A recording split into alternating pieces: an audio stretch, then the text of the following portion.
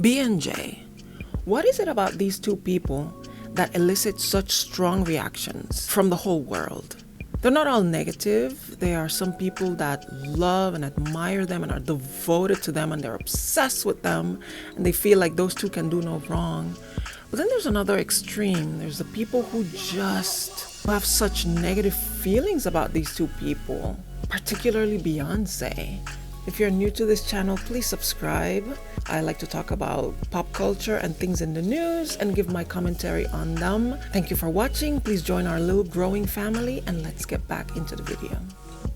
One thing you cannot say about Beyonce and Jay-Z is that they are not talented, that they are mediocre people who kind of got into the position they are in life because of some kind of undeserved privilege. To anybody who has been paying attention to these two throughout their career, it is very clear that these are naturally talented people.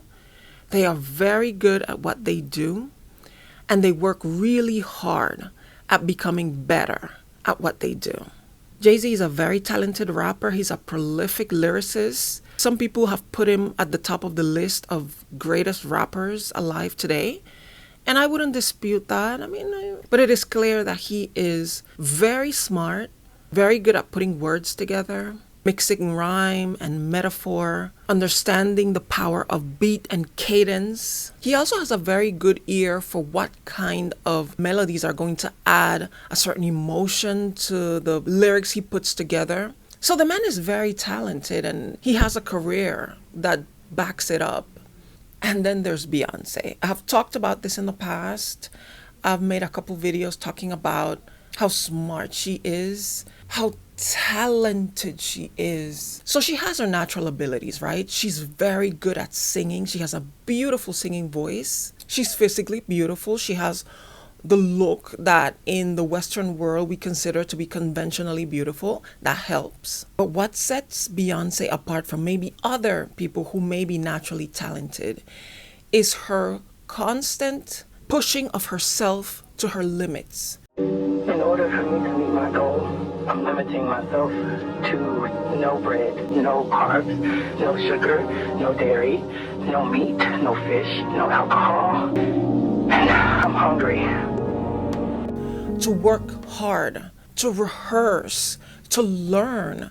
Beyonce wasn't much of a dancer in her early career, but nowadays she can dance with the best of them. She developed this ability by practicing, by working with some of the best choreographers out there and not allowing them to be easy on her, to letting them know, no, you can push me. You can push me to do this better each time. I will get to that level. Just push me to it. And this is something that is not very common. Most people, if you are born with her level of talent and her looks, you're gonna kind of rest on that. You can afford to. You don't have to do the most. But Beyonce has always shown that it is never enough talent. You can always be better. You can always do more. And boy, she has exemplified that throughout her career. I talked in another video about how Beychella, or Beychella, however you pronounce it, when Beyonce was the headliner at Coachella in 2018, if I'm not mistaken, how that changed my life. How looking at that production, how she and the vast backup team that she had with her, how they pushed themselves to the ultimate excellence in performance. And when I saw that, I said to myself, if she could do that, if they could do that, what's stopping me from doing that? What's stopping me from pushing myself to my best? She has that effect on people. We look at her and we say, yeah, I mean, I wish I could sing like that. I wish I had all that. But I could have more if I tried. So nobody can deny that these two individuals have earned their place in society. They have earned their billionaire status. They have earned their status on top of the entertainment food chain. They earned it. So why are there so many people who can't stand these two? What is it about them that makes them so controversial? I think it has to do with the fact that, unlike other artists who are at their level, Beyonce and Jay-Z have never tried to pretend that they're not impressed with their greatness. And that's putting it mildly. They are not humble celebrities. We have this strange thing here in America. I live here, so I'm going to focus on how we do things here. And here in America, we have this duality in so many areas where we believe that we are number one. America is number one. This is the greatest country in the world. Nobody compares to us. We're the best. We're the greatest. But we're also very humble. How do you work those two things together? How do you put those two things together? We expect people to push themselves to the limit, to be the greatest, to build amazing companies that dominate the world. But at the same time, we're supposed to pretend that, oh, well, did I do that? Oh, shucks, did I win another Grammy? Kind of a thing. We expect this from celebrities because we don't appreciate the fact that, yeah, we know you're talented, but keep it to yourself. Don't be telling us about it. We know, okay? Stop talking about it. And to a great extent, they're kind of right. I kind of see it because when you are all of that, you're not supposed to tell us. You're not supposed to boast in our faces when you've already shown us through your talent. You know, the talent is the boast, right? The performance, the singing, the rapping, the great taste, the $200 million mansion in Malibu. Oh my gosh. That's the boasting. That should be it. Why are you now rubbing it in our faces? And to that I say, because they can. You know, it just is what it is. As much as we would like to say that we don't like it when people boast about their stuff, you continuously reward people who do that. We continuously put them on a pedestal because we say, yeah, go ahead, let us know that you're great. If I like you, you can be extremely talented and boast about it. I'll be right there boasting with you.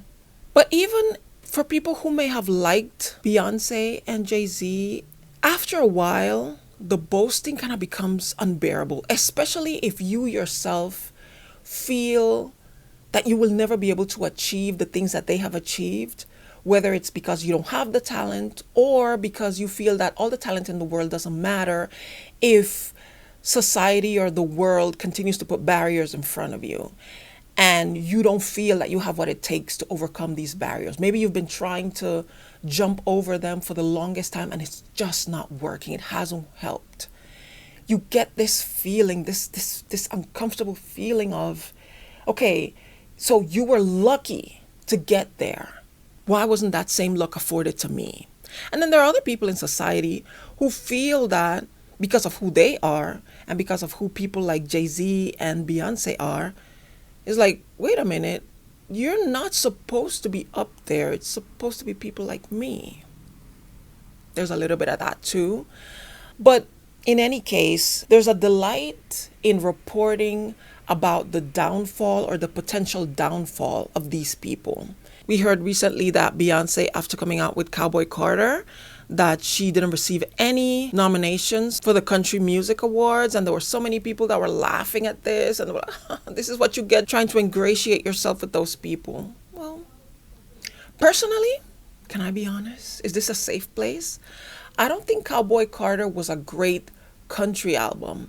It had the best songs in the album were country songs, but it also had several songs that were not country. So I wouldn't really call it a country album. And Beyonce herself said when she released it, Cowboy Carter is not a country album. It's a Beyonce album. It had some country songs, beautiful country songs, but it really wasn't. She had eclectic sounds on it.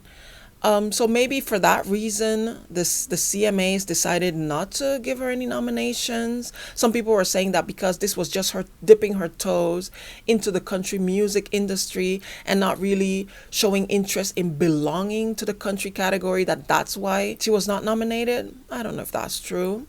I just know that, Beyonce, those are not your people. The country crowd, that's just not Beyonce's people. Let's be honest. But a lot of people enjoyed that headline. In light of everything that has been happening with Puff Daddy in the news, there's this drumbeat of people saying, okay, Jay-Z is next, Jay-Z is next, Jay-Z is next. It has to be. I mean, he and Diddy were friends. It has to be. He has to be next. What is happening? We're waiting for the downfall. Where is it? And every time I hear people say that, there's always, and Beyonce too, because she probably knew. There is nothing about Beyonce's behavior, the way she has presented herself, that lends anybody to reasonably conclude that there was anything about Diddy's parties that somebody like Beyonce could have been comfortable in.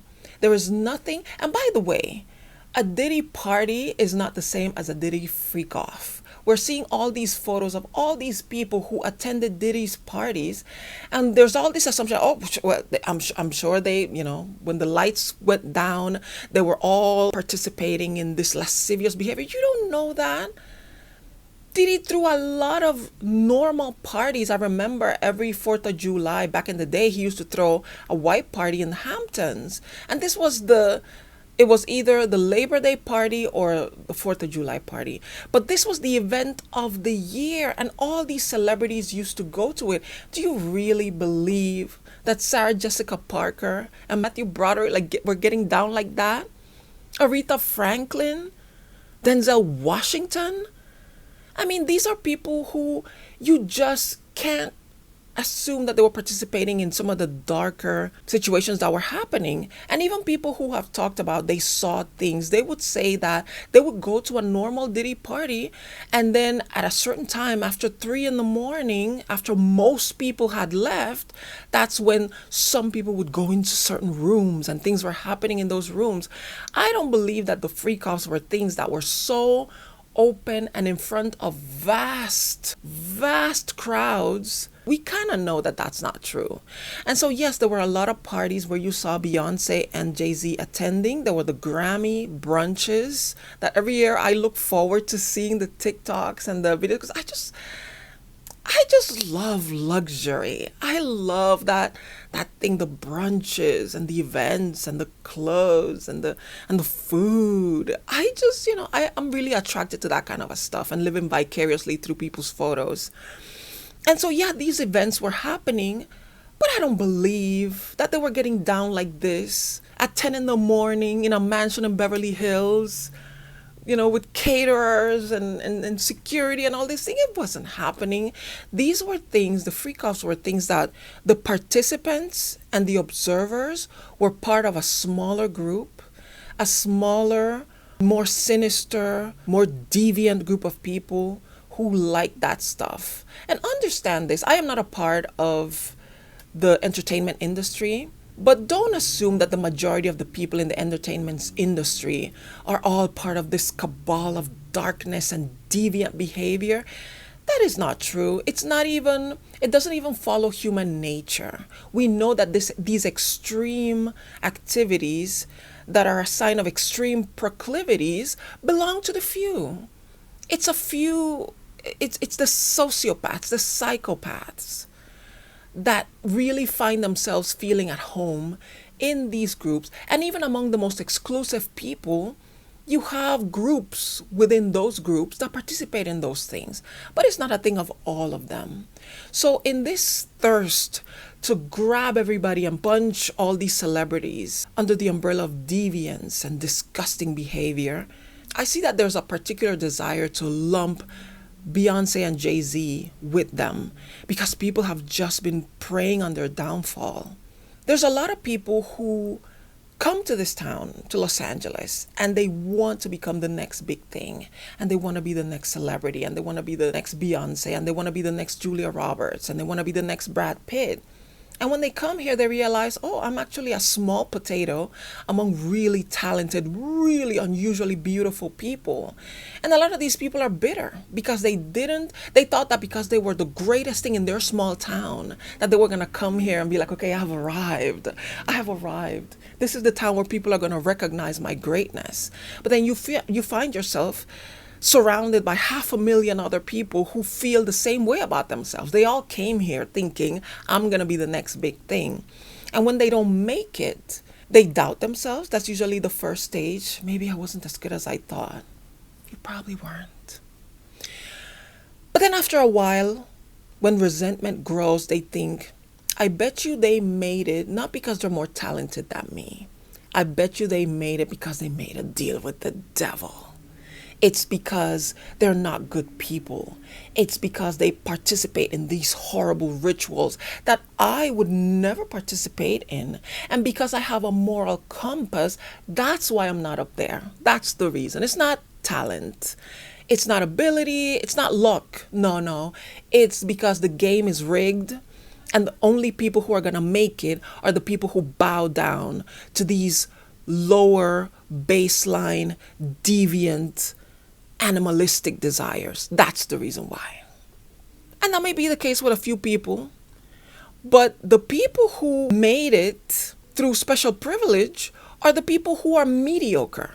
There's a lot of people out there, I'm not going to mention because I'm not trying to insult people, but we see a lot of people that are up there and you're like, how are you this famous? How did you get there? You're not that good at this. Those are the people that I believe they did something. But the genuinely talented people, why would they do that? They don't have to. They have what it takes. They have the work ethic, and they got lucky enough to get connected with people who can get them to the position they need to be so that the world can see their talent. Those people really don't have to do the nastiness unless they want to, unless it was already a part of their character. When I look at Diddy's not a prolific rapper. Even with all the ghostwriters he had, are any of his raps really memorable because of how clever they were, how good they were with wordplay and metaphor, like Jay-Z? No, they were kind of mediocre. And he associated himself with talented people who were really good at what they did.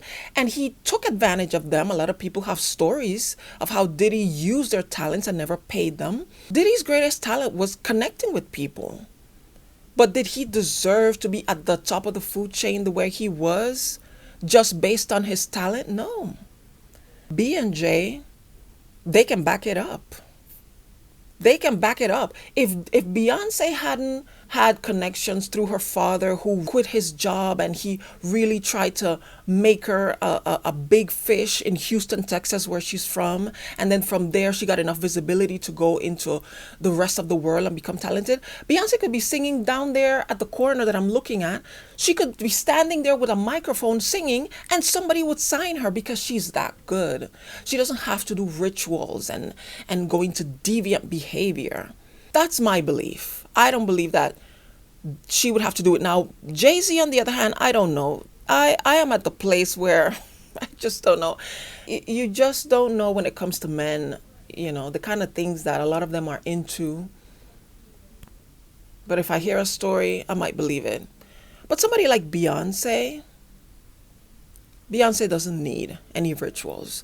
So if Jay-Z falls, if his downfall comes, if it's proven that he was part of Diddy's inner circle of deviants, do you really think that Beyonce is going to go down with him? Come on. Beyonce upgraded him, like she said in the song. She brought Jay-Z to a higher level than he already was. She didn't need him to legitimize her. She made him better. She made him look better. And so if he falls, if he goes to prison, Beyonce will be fine. She'll be heartbroken. I truly believe that she loves him. But Beyonce will still be Beyonce. People will still clamor to see what she comes up with next. So that's my little 2 cents on this. I hope you enjoyed this video. Thank you for watching. Please subscribe to my channel. I am trying to grow my channel. It's a small little channel, but we are growing, and I am so grateful and thankful for every single one of you. I love you guys, every single one of you, especially the OGs, the ones who were here when I had less than 100 subscribers. Thank you for being here. You mean the world to me. I don't always get to reply to comments, but I'm going to try and do better. and try to interact with you guys, because you guys give me such great advice when you leave your comments, and your commentary is so important for me moving forward making other videos. So please leave a comment below if you would like to add to the conversation. Please give it a like if you enjoyed it. Please share this with others. Thank you once again for watching this video. Watch other videos while you're here, and hopefully I will see you in the next one. Bye.